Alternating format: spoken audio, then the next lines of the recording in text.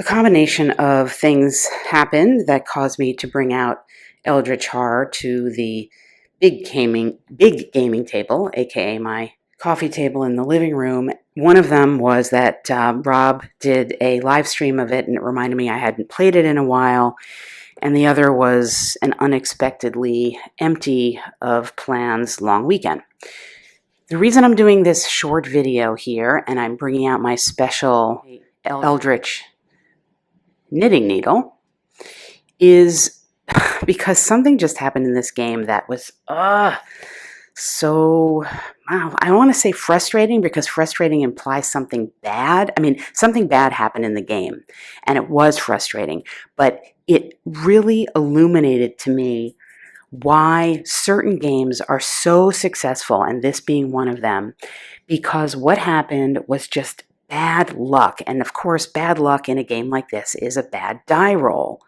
And what happened was my politician here, who's just since the outset of the game, he's done some good things by getting his allies giving his allies some extra actions that they used well. So that's his main function in this quartet of people. I've got the spy, I've got the psychic, and I've got the expedition leader, who is also coming through with, he's going to barrel through with some clues to try to get us to solve this first mystery. We need one more Eldritch token to do it. We've kind of been wasting time, but we're sort of still okay, maybe. Anyway, on the Mythos phase here, the event is that each investigator may discard any number of item possessions. Then he loses 1 health for each item he has left. The burden of greed.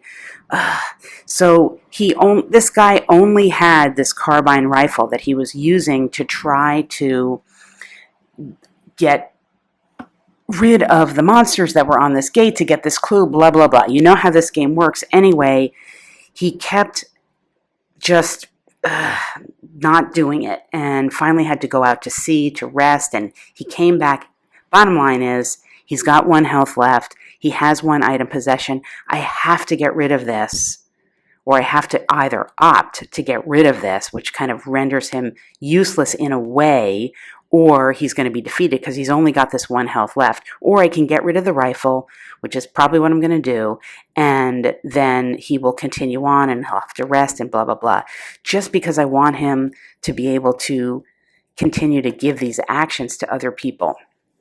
Anyway, the point of this short table talk video is to just say that when a game mechanics and a game story works so well as to involve you in the characters and the action that is happening here, so the action in this case is just random from Mythos, it doesn't feel like the kind of luck that's so frustrating that it makes you angry with the game. This makes me, not angry, but this makes me have an emotional response to the story that this game is providing, as opposed to an emotional response to the mechanics of a game, which is like, why is everything based on a die roll? And that's just the partial success of this game, because when things like that happen, for example, earlier in the game, I spent all this time and effort getting the spy to be in the same spot with the psychic,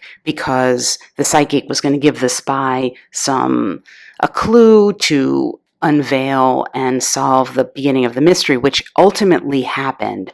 But I spent all this time getting them together there, and then when they finally were there, despite her 4 observation skills, that is the spy, she rolled all fails, and she had an extra clue, so she got rid of the clue, and then she rolled a 1. I mean, that makes you just, it makes the story unfold. So the spy basically ran out of gas. She spent all this effort to get to a place, and then at the last moment needed more time or whatever. It just, again, the randomness here drives the story in ways that, if you're involved enough, because the game mechanics support it, if you're involved enough in the story, it doesn't feel like a bad die roll. It feels like a bad story, plot, a bad scene, a bad, something else worse is happening the way it would in a horror movie. That this game provides that. Now, we all know, and we can all come up with a list of games with random die rolling that don't provide that. And when the mechanics of the game fail, that's when you sit there, or that's when I sit there and just, probably just toss the whole game out back into the box. Like, I can't deal with this right now. I can't play this right now because I don't want so much to depend on the fact that I did or did not roll whatever number it is.